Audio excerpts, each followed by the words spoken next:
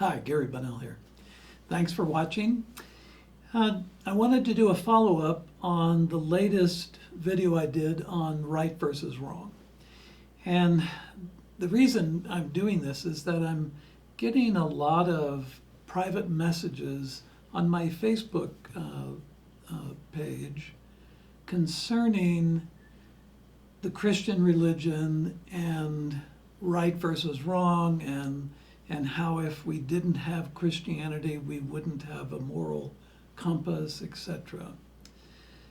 Well, okay, I was raised as a Christian, and I'm even ordained as a Christian minister, or a minister of multiple disciplines.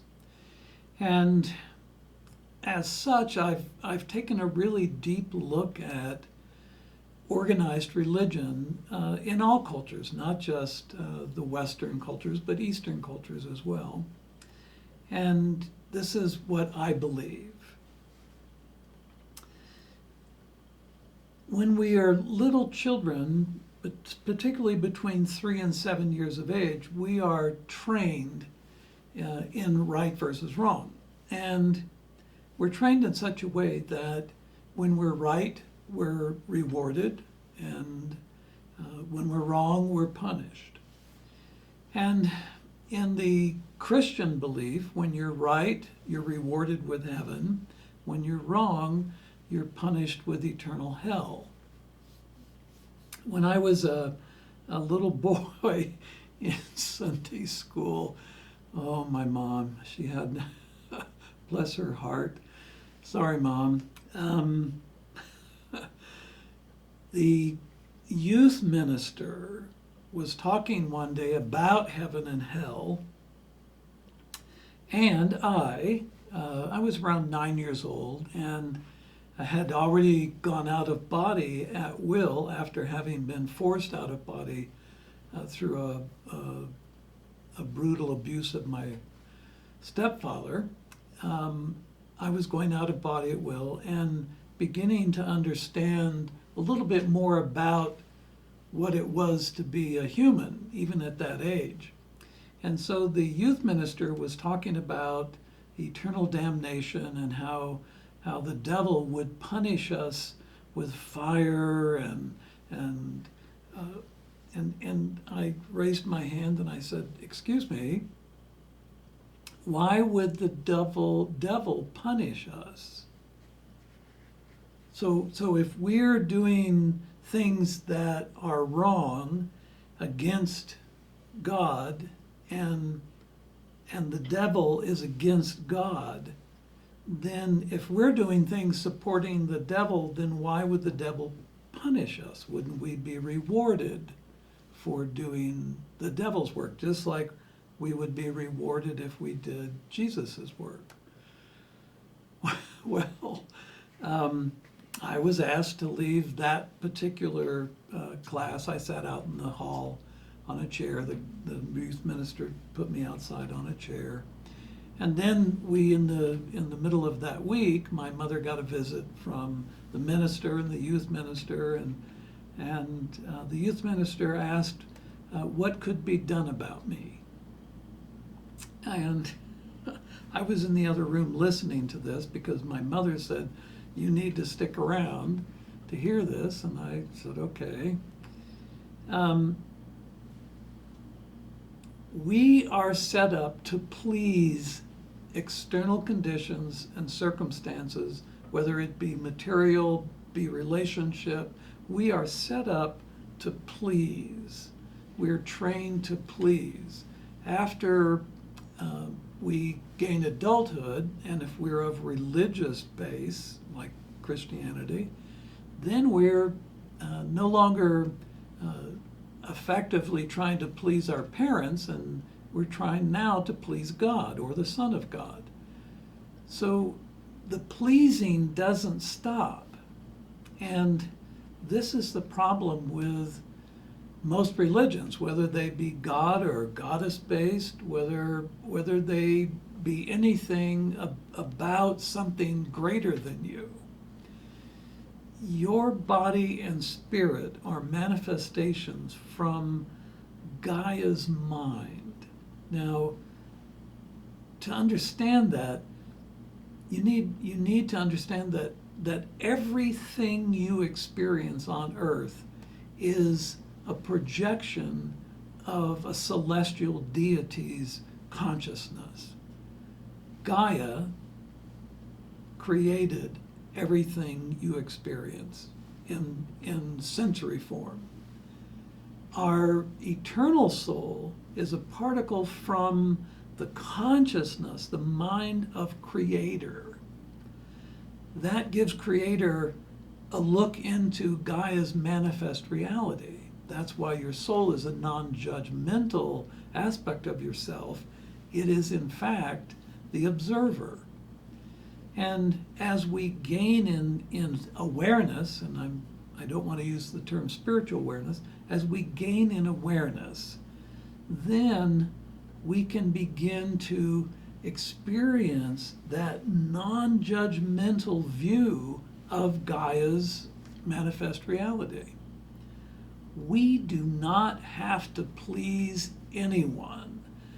Being right or being wrong, those are constructs, those are boundaries that have been put in place for humans as a guideline to go through manifest reality. I notice where it doesn't work so well when you have one group trying to destroy the other group or dominate the other group, or one race feeling it's better than. And this goes on even with the guidance of religion. I mean, if people really, really followed the tenets of Jesus, boy, the world would be very different, extremely different. The earth religions seem to have the greatest sense of what is and what is not. When a person feels connected to everything, a blade of grass, a hummingbird, an elephant, a whale, a tree, a cloud, when a human feels connected to everything, there is no pleasing that has to be done. And this being right or wrong is inherent within us. We know how to be with each other. We know decency, we know compassion, we know connectivity at all levels. So I might be coming off a little strong here, but I'm getting tired of the push from the right of, religion is everything. Well, it's not. Jesus was not the only Son of God. God doesn't exist somewhere out there. God is within you.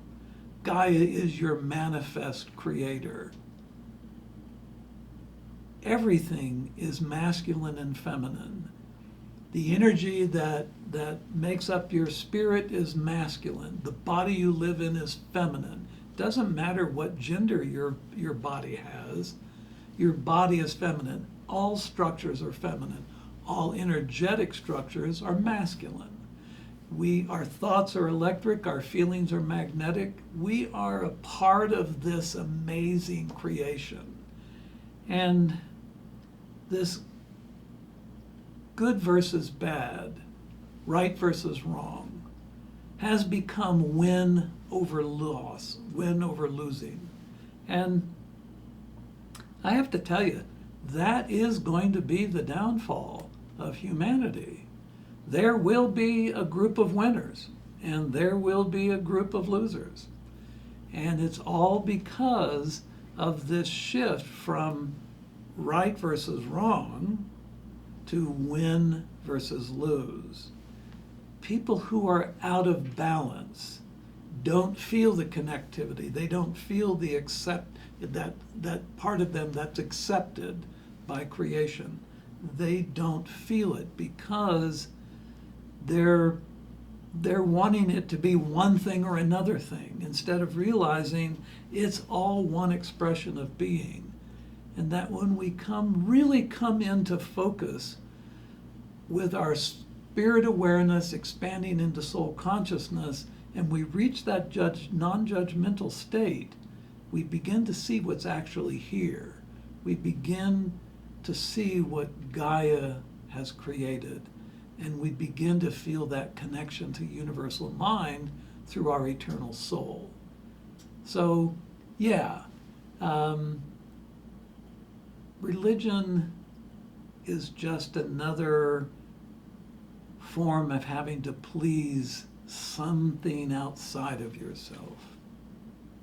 It's hard for you to express yourself if you're constantly worrying about pleasing some greater force, instead of understanding you are a manifestation of that greater force. So, thank you. I'm sorry if I got a little intense there, but yeah, thanks for watching the video. I'll speak with you again soon. Thanks.